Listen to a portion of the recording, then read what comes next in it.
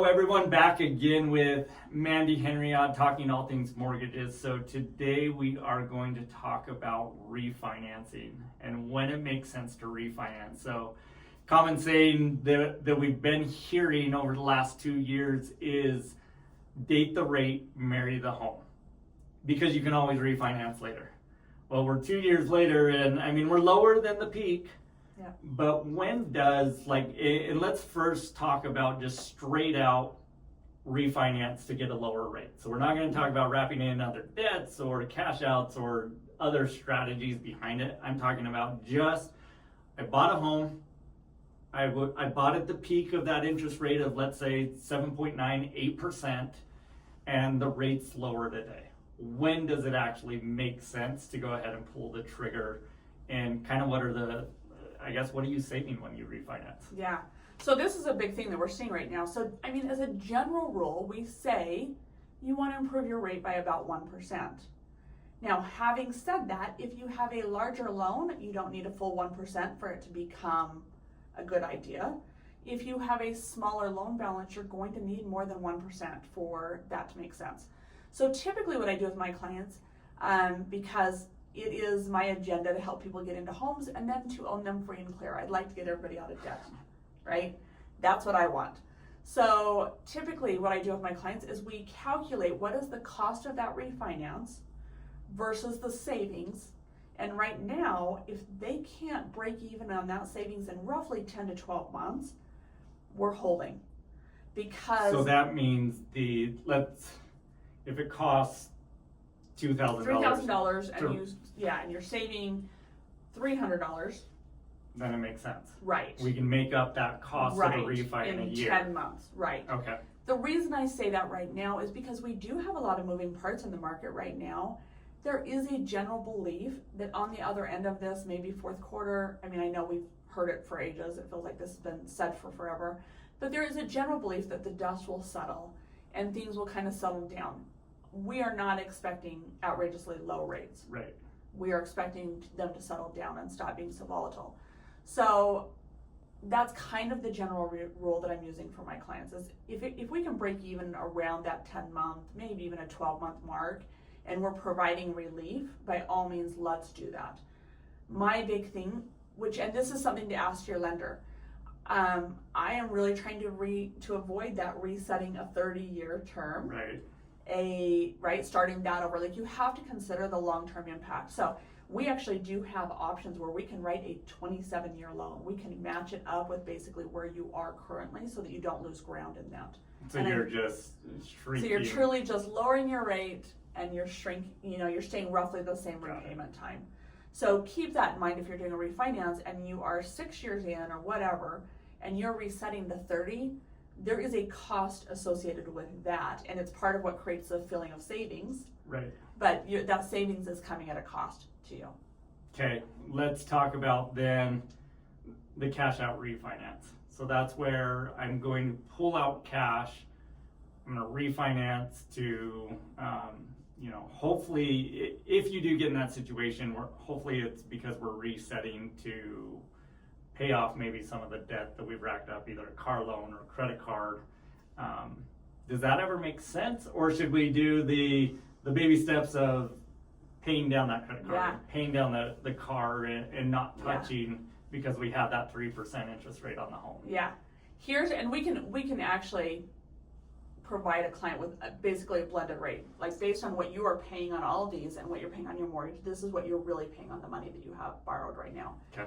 We are seeing a lot of this. I do think that a lot of clients have really worked hard this last 6-8 months to rein in their budgets, to get really clear on what they can afford, and they've changed spending habits. But I think everyone was a little slow coming to the game because the cost of living went up so quickly. Right. And if you have a bunch of credit card debt, it's pretty hard to unbury that. So it's not a bad idea, but here's what you need to know. I have a lot of clients doing this right now. I have a client that we closed about a week and a half ago that we saved them $2,800 a month. Oh, wow. Because once you get those credit cards racked up, you start paying 28% on them, right? And it gets pretty ugly. So something to consider when you're doing that though is when you do a cash out refinance, you pay a higher rate than the going rate and term refinance.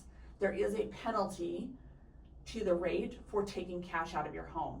So you just want to make sure that you're really clear on your game plan. And you know, the mean mom in me is like, by all means, on top of that, make sure you've got your budget under control before you do this, right? Don't do a cash out refinance and then go put a bunch of money on credit cards again, right? That becomes a vicious cycle. Right. So, yeah. And one of the things that I think people should actually consider, if maybe, you know, inflation caught up with you and you started living off the credit cards, or, you know, you went out and bought a car and maybe, again, inflation caught up with you and you're starting to look at, like, how do I get out of this? And I feel like I'm suffering. Like, one of the things that I actually would consider is, if you're looking at tapping into the equity of your home, is instead of paying the extra interest rate for the cash out, is to go ahead and sell the home, get that equity, pay off all of the debt, and then purchase another home. You know, because one, more than likely, wipe your slate clean, and more than likely you've been in your home for 3, 5, 10 years, and you're ready for a new one anyways. But you're just like, I have that 3% interest rate, I don't want to give it up. But yet you're letting the 20% credit cards like really dictate every decision that you're making. And so, if you're looking to do a fresh start, consider going ahead and selling the home and buying another one, and just taking care of all the debt, taking care of the headaches that, you know, debt can really cause you. Yeah, you do get a better interest rate on a purchase, right? So if you love your current home, great. But if you are feeling like you're drowning in debt and you don't like where you live, there can be a lot of wisdom in this, just wiping the whole slate clean and giving you a new life financially.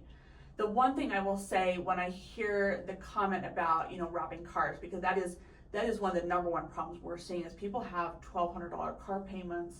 Those are hairy. The thing that I always say though about that is you've got to be really careful about wrapping that into your mortgage, because your car is a depreciating item. You're then wrapping that debt into a 30-year period.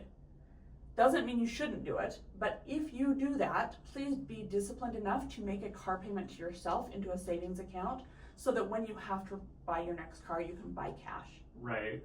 Because if you do not, you will just continue that cycle also. Yeah, because your car eventually is going to need to be replaced. Yeah.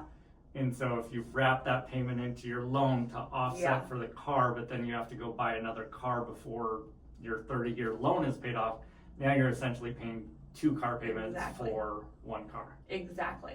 So I do ask my clients that when we work through budgets, that is one of the things I will say, awesome, let's create the clean slates, because you can put your money, if you make a car payment to yourself, you can put it in a high yield savings, make a little money on it, write it smart. Yeah.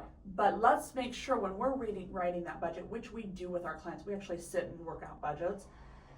When we are doing that, let's make sure that we put money aside to stop that cycle down the road. And it's the same thing like you mentioned with the credit cards, right? If you're going to pay off the credit cards, like, I'm actually an advocate of never closing your credit out, because I'm playing the credit card game of how do I get a perfect credit score, right? Yeah. But if you're not disciplined if you're not paying it off every single month and you're just going to rack up another 20 grand, like, close that account or go put a limit on it, so that, or truly just put it away. Yeah. I mean, people, you forget, like, if you file your credit card in your filing system, you're not going to remember it's there. Right. Like, just get it out of your wallet, right? But if you are doing a refinance, please look at the whole picture, so that you're not setting yourself back, and so that you are not creating a vicious cycle where now you're charging everything up. So a lot of my people that we do cash out refinances, we will not only pay off the debt, but we will pull out the money to create their safety reserve. Because typically that's how credit card debt starts, right? Something goes wrong with your car and you have to pay for a repair, and it goes on the credit card. So a lot of my clients, if we have the room in the equity position, we'll actually pull just a little bit to set aside. Build that savings account to start to build their emergency fund. That's a great idea. So again, if you're thinking about refinancing or you're looking to get, kind of on top of your, maybe some of the expenses that have ran up as inflation has went up, definitely reach out to us. We'd love to help you in any way that we can. Always here to talk real estate and mortgages. Thanks again.